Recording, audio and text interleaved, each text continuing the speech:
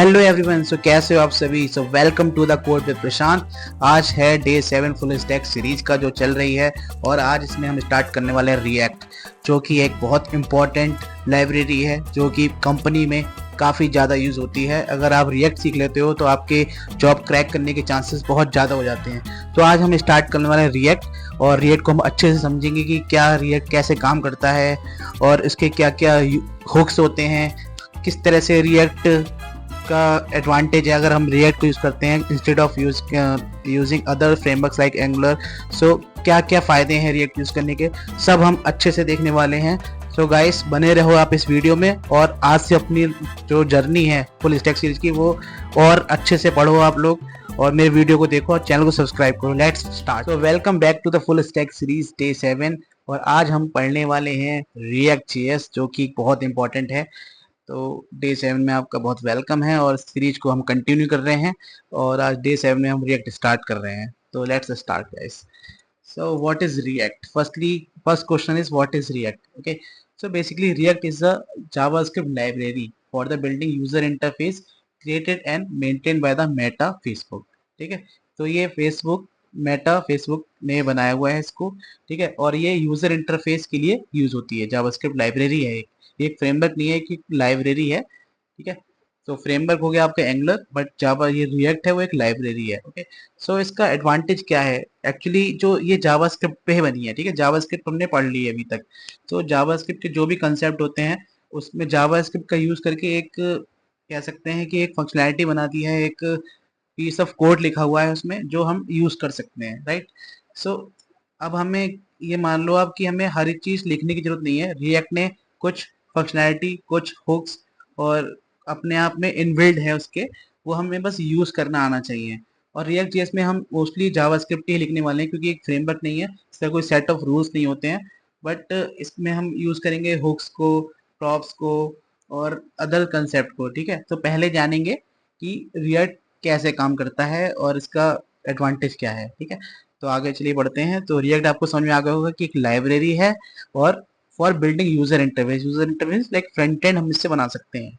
ठीक है, so it focus on building reusable UI component that update efficiently when data changes. So इसका क्या मतलब है? सो इसमें हम रिएक्ट में कंपोनेंट बना सकते हैं। कंपोनेंट मीन्स लाइक अगर हम वेबसाइट देखें तो उसमें हेडर होता है, फुटर होता है, साइड बार होता है। ठीक है, और बहुत से कार्ड कंपोनेंट होता है, डिफरेंट डिफरेंट डिवाइडेड होते हैं। हमारी पूरी एप्लीकेशन कई पार्ट्स में डिवाइडेड होती है एक तरीके से, राइट। तो हम इसमें एक सिंपल कंपोनेंट बना लेंगे लाइक हेडर। तो हेडर में क्या होता है? नेव लिंक्स होती हैं like home page, about us, service. So हम एक कंपोनेंट बना लेंगे और कंपोनेंट में हम प्रॉप्स को, डेटा को पास करते हैं लाइक, और हमें रीयूजेबल बनाएंगे हम इसको। ठीक है, अगर हमको सेम हेडर 3 से 4 बार यूज करना है तो हम उस हेडर कंपोनेंट का यूज करेंगे और यूआई पे वो अपडेट हो जाएगा। तो ये था एक कि कैसे इसका कैसे कंपोनेंट बनते हैं। तो इसमें रीयूजेबल यूआई कंपोनेंट को हम डिजाइन कर सकते हैं। ठीक है, React follow a component based architecture where UI are broken into independent and reusable pieces, जो कि मैंने आपको बताया कि हेडर हो गया, फुटर हो गया, इन सब में डिवाइड कर सकते हैं। It uses a virtual DOM for faster rendering and better performance. So React is very fast, right? Because it uses the virtual DOM. So what is virtual DOM? So basically virtual DOM is nothing, it's a duplicate copy of actual DOM. Okay, so we can see like we can move forward.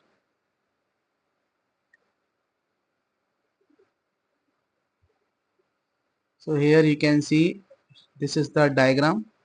Basically in diagram what happens? So here like what is virtual DOM? Okay, so I am saying virtual DOM is the copy of the actual DOM. Okay, so if something we update, like there is one heading like heading one like hello, right, and I want to change this heading, like there is one more paragraph like also like paragraph detailing paragraph, right. And if I like 2 or 3 paragraph we have, okay, like in paragraph we have paragraph 1, paragraph 2, paragraph 3.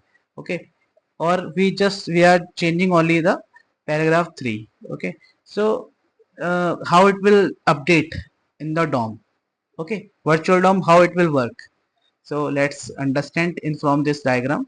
So basically here you can see this is my state changes, right. So this red point in this, you can say red, this red dot, and in the second diagram, second tree, we have this two dot, two red dot, and here in the third diagram we have the two red dot, right? So basically final changes in for these two. Okay, so actual DOM, firstly how it will do, so state changes, compare difference, and render. So how it will do, so you have your actual DOM and virtual DOM, right? So if I, it will check like where we are changing, हम कहाँ पे कौन से element पे change हुआ है ये check करेगा और कंपेयर करेगा एक्चुअल डॉम के साथ और वर्चुअल डॉम, ठीक है। तो जो भी पार्ट चेंज हुआ होगा ये उसको डायरेक्टली अपडेट कर देगा। इसमें क्या यूज होता है, डिफिंग एल्गोरिथम यूज होते हैं, और ये प्रोसेस होती है वो उसे कहते हैं रिकनसाइलेशन प्रोसेस। ओके, तो कैसे काम कर रहा है कि कंपेयर कैसे करता है, इस तरह से कंपेयर करता है जो आप डायग्राम में देख सकते हो। ठीक है, इस डायग्राम को थोड़ा और बड़ा कर देते हैं तो आपको और अच्छे से समझ में आएगा। या तो ये देख सकते हो ये वर्चुअल डॉम था, ठीक है, और ये आपका ब्राउजर डॉम है। तो इसने बेसिकली कैसे काम किया, इसने कंपेयर किया डिफरेंसेस को, राइट, कि पहले क्या डिफरेंस था और अब क्या डिफरेंस है, और डिफरेंस के हिसाब से इसने अपडेट कर दिया यूआई को। सो ये बेसिकली यूज करता है वर्चुअल डॉम, ओके, जो कि एक्चुअल डॉम की कॉपी है। So this is about the virtual DOM. Okay, here you can see this is the diagram, like in this way we work, it works। Okay, so ये था virtual Dom के बारे में। अब हम आगे देख लेते हैं कि एक अगर हम सिंपल कंपोनेंट बना रहे हैं, सो this is my first component function hello, it will return the hello world। okay, so this is like very simple component, and function is nothing, it's a like function that is returning the JSX। okay, so we will see like what is JSX। okay, so this is just a simple component that is returning hello world। okay, we will see this in VS Code as well, but before this we can understand more about the React। okay, so हम React के बारे में और जान लेते हैं कि actually हमें क्यों चूज करना चाहिए React in comparison of the others frameworks like Angular। okay, so because why React, okay, so why React component based building, build an encapsulated UI component that can be reused। Okay, so इसमें हम ऐसे component बना सकते हैं और इसका use कर सकते हैं, हम रीयूज कर सकते हैं, राइट। हमें बार बार वो कोड, सेम कोड लिखने की नीड नहीं है।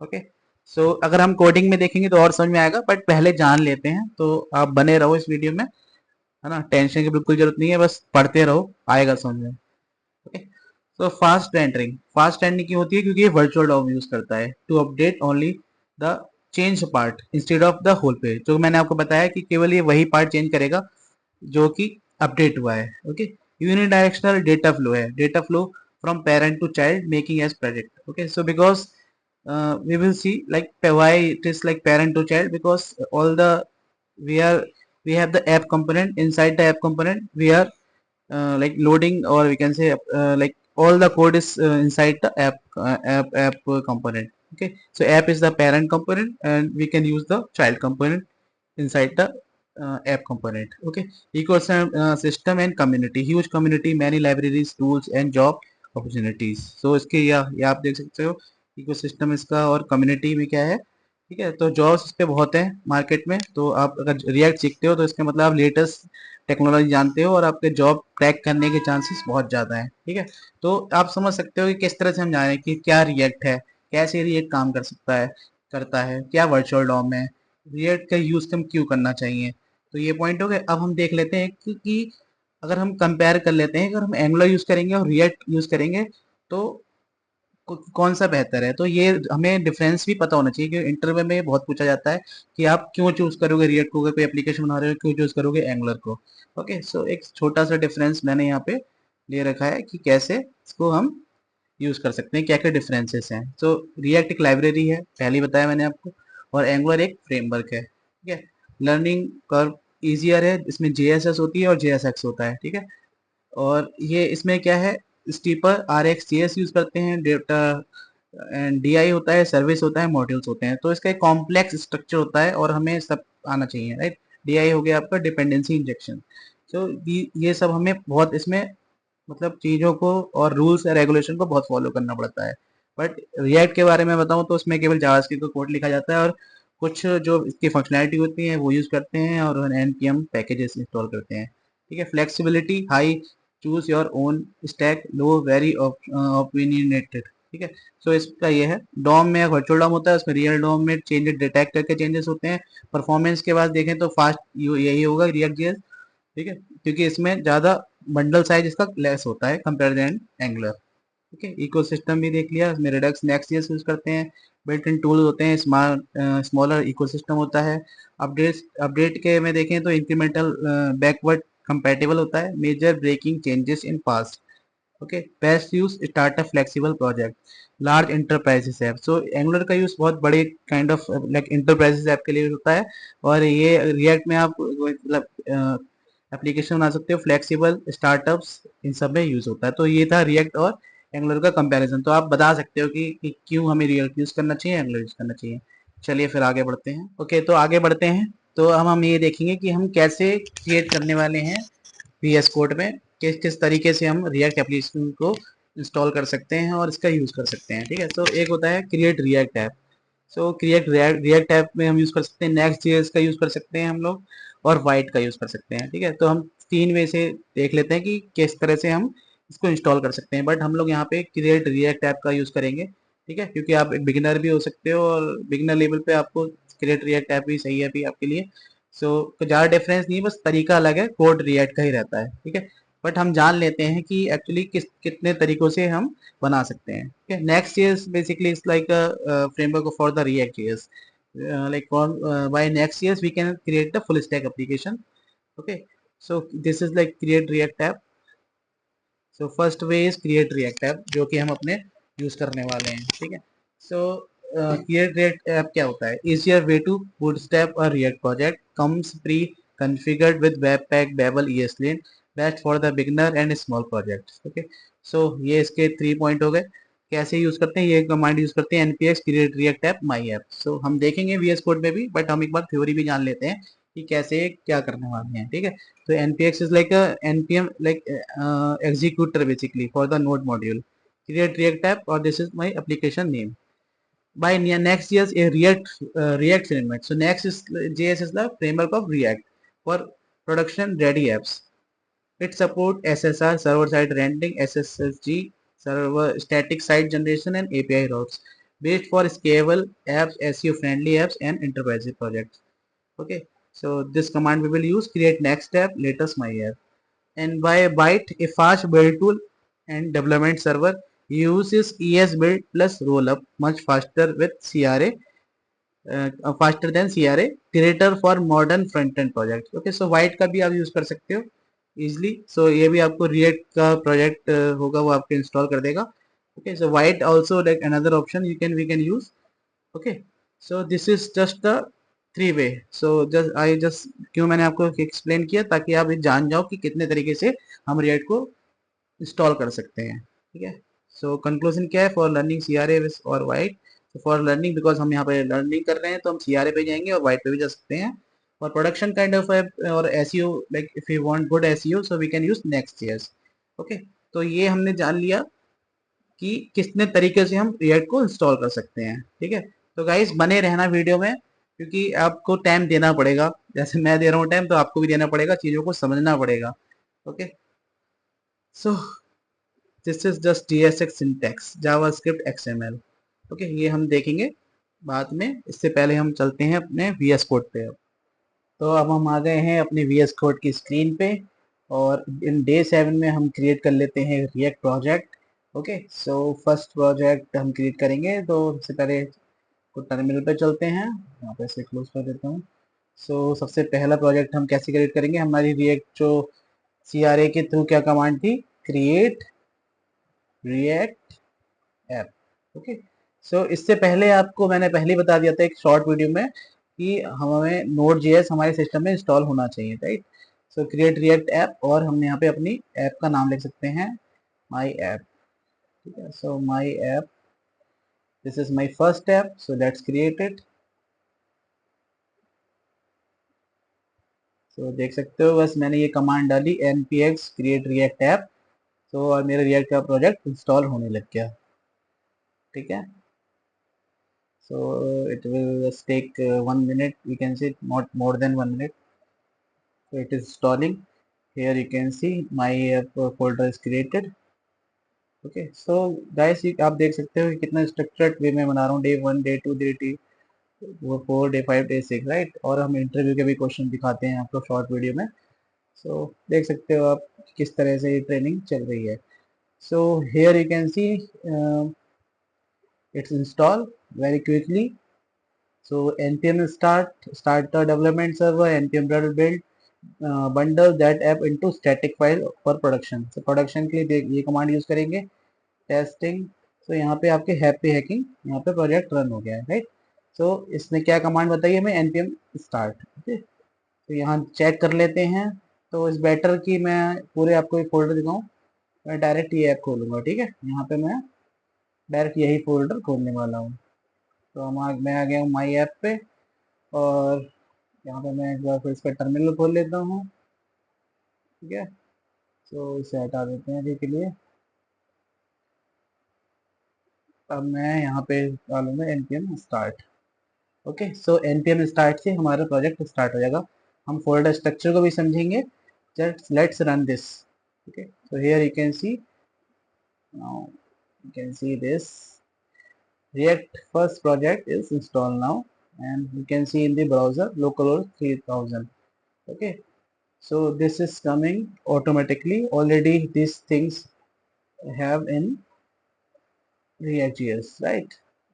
Okay, so here you can see Webpack compiled successfully. Okay, in this URL we can run our application. Now we can understand like when I how like project structure and all. So node modules like is the npm modules, okay, which is already like we didn't install these, it automatically comes when we do npx create react app, okay, and application name. So let's start with public. So see this public, this folder automatically created by this command, right? So in public, what we have, fabric icon index.html. So firstly, we will see like this package.json file. Okay, so we have package.json. Okay, so here you can see name of our application, version. This is the first version. Private true dependency. These are the dependencies which automatically install in React project. Okay, this is a script like start script, build, test, eject. Okay, so npm start we are doing, right? Npm start, npm build. So these are the script, and this is some lint config, browser list, and development. Okay, so main thing is script, and here we have the dependencies. Okay, so let's move to this file. We have package.log.json, where we can see exact like versions of your npm module. Okay, this is like now we can see the source is the main folder of application. Okay, so and in public we will see, in the public you can see like all the images you can keep here. आप images हो गए, आपकी videos हो गई, ठीक है, यहाँ इस तरह की फाइल्स को रख सकते हो। लोगो हो गया, ओके। सो ये मैनिफेस्ट हो गया आपका कि क्या क्या आपने इसमें आइकन्स यूज करे हैं, ठीक है। नेम हो गया, create app simple short name React app. So ये हो गया मैनिफेस्ट। ये लोगो हो गया जो कि यहाँ पे शो हो रहा है, ठीक है, यहाँ पे जो लोगो शो हो रहा है। सो अब ये देखते हैं कि कैसे ये स्टार्टिंग पॉइंट क्या होता है। Okay so index.html, this is you can see this is index.html. Okay, here you can see div id root. Okay, so now understand this one. This is basically index.html, where you can see meta tags, links, viewport, meta name. These are meta tag. We have head tag. Okay, so index.html we have, and we have this id root. Okay, so this is the index.html. Now we will see the index.js. Okay, so now you can understand this is the entry point. What is the entry point of React application? Index.js. Okay, so in React DOM, so React DOM. Okay, so this is basically from React DOM client. So what we are using here, react dom dot create root document dot get element by id, and inside it we are giving the id which is coming from this index.html. Okay, so हम क्या कर रहे हैं, ये मेरा एक div है id root, यहाँ पे हमारी जो whole application होगी यहाँ पे हम लोड कर रहे हैं my application run here. Okay, so क्या कर रहे हैं, हम डायनेमिकली अपनी एप्लीकेशन को यहाँ पे ला रहे हैं, तो ये इसको बोलते हैं सिंगल पेज एप्लीकेशन। केवल हमारा अगर देखोगे तो इंडेक्स डॉट एचटीएमएल ही रन हो रहा है, और इसमें हम क्या कर रहे हैं, अपनी एप्लीकेशन को यहाँ पे लोड करा रहे हैं एक तरीके से, इस तरह से समझ सकते हैं। ठीक है, अगर मैं यहाँ पे ये करूँगा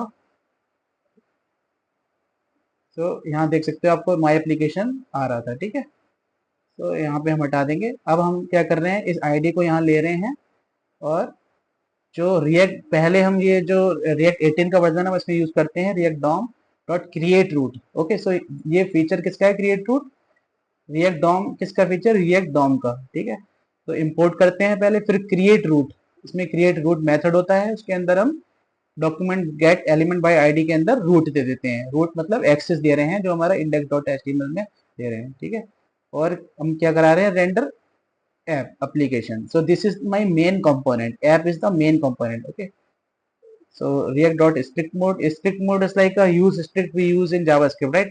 use strict का यूज करते हैं ना हम जावास्क्रिप्ट में, तो ये वही है, यहाँ पे स्ट्रिक्ट मोड में हम इस एप्लीकेशन को रन बेसिकली इसके अंदर रख रहे हैं।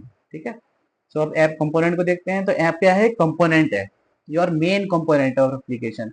index dot html is html file, index.js is the entry point, okay, where we are rendering this application. Okay, so render function we have in the root dot render where we are rendering our application. Okay, so ये application render हो जाएगी। now चलते हैं app.js पे, यहाँ पे हमारा main first app component run हो रहा है, जो ये मेन कंपोनेंट है हमारा। ठीक है, यहाँ पे आप देख सकते हो, अगर मैं ये रिमूव कर दूंगा हेडर एंड ऑल, एंड यहाँ पे लिख दूंगा hello my, here I am taking h1 hello my first app. So here you can see hello my first app is coming. Okay, so in this way you can understand. Okay, now inside whatever I will write here, it will display here. Okay, so this is my first app. If I will try to write the paragraph tag, and paragraph I can write Lauren, hello, are you ready to learn React.js?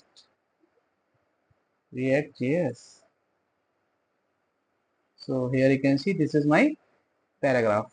Okay, so I think you can understand, this is my index.html HTML file, and here in root I am giving id in index.js.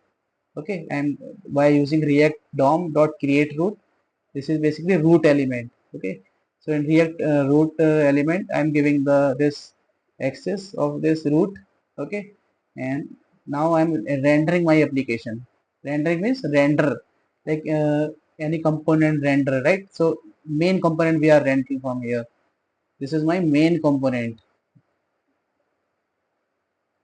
we can say main component. Okay,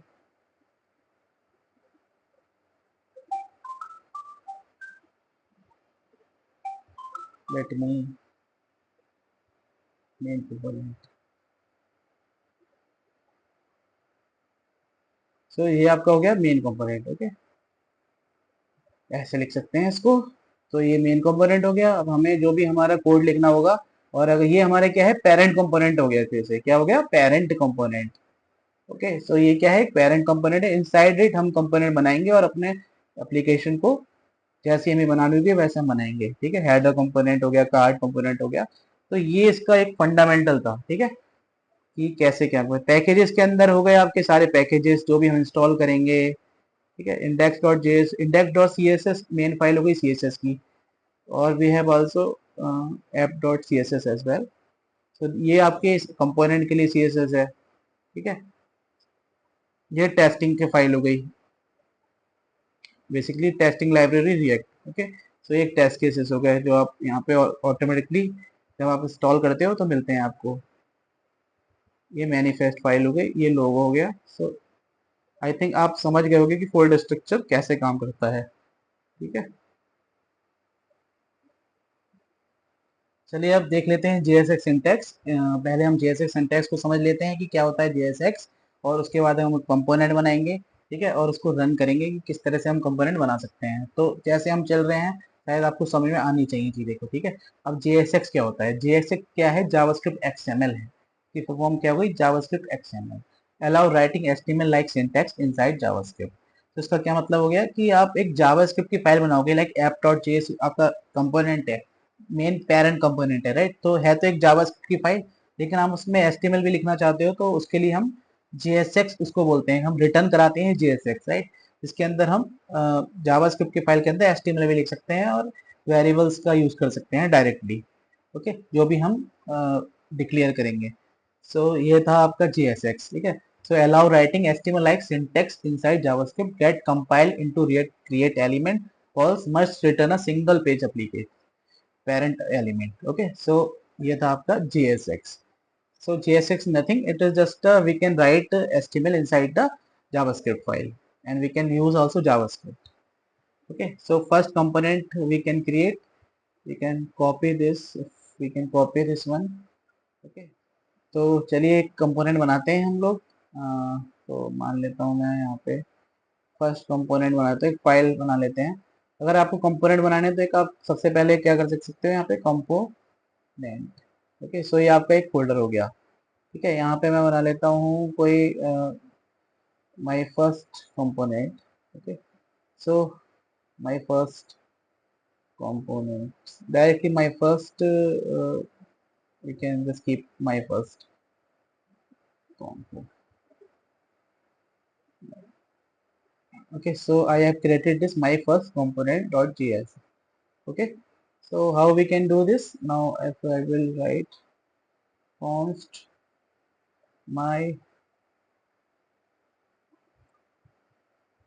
first, same thing we can copy from here, name, okay। So this is my component, this is arrow function, okay, that will return the JSX. This is like div, and inside div you can take h1 h2 hello my first component, okay। So I have used this। अब मुझे क्या करना है, मैंने एक simple component बना लिया। यही सेम चीज आप फंक्शनल भी बना सकते हो, लाइक फंक्शन का यूज करके, ठीक है। तो यहाँ पे हम लेके चल रहे हैं arrow function basically, okay. So ये मेरा पहला कंपोनेंट हो गया। मैं इस कंपोनेंट को अब यूज करना चाहता हूँ इस app.js फाइल में, ठीक है। तो उसके लिए मुझे इसको एक्सपोर्ट लिखना पड़ेगा यहाँ पे, ताकि मैं इसको बाहर यूज कर पाऊँ, ठीक है। तो देखते हैं अब क्या यूज है। अब मैंने यहाँ पे एक कंपोनेंट बना दिया, माई फर्स्ट कंपोनेंट, ठीक है। सो अब मैं इसको हटा देता हूँ, ठीक है। अब मैं क्या चाहता हूँ, मैं इस लोगो को बैठा देता हूँ, बिकॉज हम ये लोगो का यूज नहीं कर रहे हैं, ठीक है। अब मैं इस माई कंपोनेंट को यूज करना चाहता हूँ। So firstly we can import this my first component, okay। so मैंने क्या किया, इसको import कर लिया। import का मतलब कि इसका जो कहाँ से कंपोनेंट आ रहा है, ठीक है। my इसकी लोकेशन दे दी और इस तरह से लिख दिया, ठीक है। और अब मैं इसको कॉल करूंगा, और इस तरह से मैंने क्या करा, यहाँ पे कंपोनेंट लिखने का तरीका कैसा होता है, HTML टैग की तरह ही होता है कि इसका क्लोजिंग और ओपनिंग टैग होता है, ठीक है। तो माई कंपोनेंट कहाँ है, मेरा ये है, जो कि क्या रिटर्न कर रहा है, ये JSX, okay, because this is JavaScript file or we are returning the JSX. This is called a JSX basically, okay। So and you can we can, okay, we will see this one. Now we can see like what happening. uh, Here you can see hello my first component, right? So here you can see I created this my first component, and in the browser you can see hello my first component, okay। So this is your first component. Okay, and if you want to pass props, okay, props we will see in the next session. So this is your first component. And second thing, we cannot we have to return the single element, not different element. Like if I will write div here, so it will give you error. Okay, so you have to return one single div, or if you don't want to write div, so this you can write like this as well. Okay, this is the fragment basically. So this is also good practice to use fragment. Okay, so this is our first component. Now you understand the file structure. Okay, so here in the app, this is your parent component. App is your parent. Now child is this. Okay, so next is okay तो आप यहाँ देख सकते हो ये एक like first component था मेरा। ठीक है, फंक्शनल कंपोनेंट जो हमने अभी क्रिएट किया था वो फंक्शनल कंपोनेंट था। तो फंक्शनल कंपोनेंट हम कैसे यूज करते हैं, फंक्शनल में फंक्शन बनाते हैं, एरो फंक्शन भी बना सकते हो और नॉर्मल फंक्शन भी बना सकते हो आप। ठीक है, इट्स अप टू यू। तो फंक्शनल कंपोनेंट क्या होता है, रिटर्न करता है जीएसएक्स, जो कि हम देख चुके हैं, recommended way to instead of class component. पहले हम यूज करते थे क्लास कंपोनेंट, क्योंकि इसमें और जब फंक्शनल कंपोनेंट यूज करते थे तो उसमें सारे फीचर्स नहीं हो सकते थे, बट अब फंक्शनल कंपोनेंट के थ्रू आप अपनी एप्लीकेशन को बना सकते हो, क्योंकि अब हुक्स आ गए हैं। जो हुक्स का यूज करके आप जो चीज आप क्लास बेस्ड कंपोनेंट में करते थे वही आप फंक्शनल कंपोनेंट से में कर सकते हो। ओके, तो हम इस सीरीज में फंक्शनल कंपोनेंट पे फोकस करेंगे, क्योंकि अब फंक्शनल कंपोनेंट ही ज्यादा यूज होते हैं। ठीक है, सो इसमें बेसिकली हम हुक का यूज करते हैं इंस्टेड यूज इफेक्ट, तो हम हुक्स का एक डिटेल में देखेंगे नेक्स्ट सेशन में। And props and component, this is also very important. Props क्या होता है, प्रॉपर्टीज होता है, argument pass to the component, immutable होता है, read only, use pass data from parent to child. Okay, so here you can see this is my child component. Okay, use card, name and age, this is the props basically. Okay, and here I am sending in the use card name and age, and here I am doing the destructuring basically. Okay, so directly I will get the name and directly I will get the old age, like age years old. Okay, so age, this is a variable and name is the variable. Destructure, we are doing the destructure here. Okay, so this is just the props. We will again start with props. Okay, so I think this is the first day of React. So अगर आप जितना बताया उसको पहले अच्छे से पढ़ना है आपको, वीडियो को देखो, अगर समझ नहीं आता दोबारा से देखो, बट इस तरह से चलोगे ना तो आप जरूर सीखने वाले हो रिएक्ट को। तो ये था दोस्तों 7 day of full stack series, जिसमें आज हमने रिएक्ट स्टार्ट किया है। तो कैसा आपको लगा रिएक्ट, क्या समझ में आया? आज हमने देखा कि रिएक्ट क्या होता है, रिएक्ट कैसे काम करता है, और कंपैरिजन करा हमने एंगुलर के साथ। फिर हमने अपने एप्लीकेशन को इंस्टॉल किया, 3 वे देखे हमने कि किस किस तरह से इंस्टॉल कर सकते हैं, और अभी हम इसमें लेके चल रहे हैं CRA, ठीक है, क्रिएट रिएक्ट ऐप। तो इतनी सारी चीज़ें हमने देखी और एक कंपोनेंट भी बनाया हमने। तो आप ये सब पहले अच्छे से पढ़ो, अगर नहीं समझ आता है पूछो, कमेंट भी कर सकते हो और मुझसे कांटेक्ट भी कर सकते हो। सो गाइस प्लीज़ आप ये सीरीज को कंटिन्यू करो, आपका बहुत फ़ायदा होने वाला है। ठीक है, मैं पूरी कोशिश करूंगा कि मैं आपको समझा पाऊँ। तो guys please subscribe my channel. Thank you so much, thank you, be happy.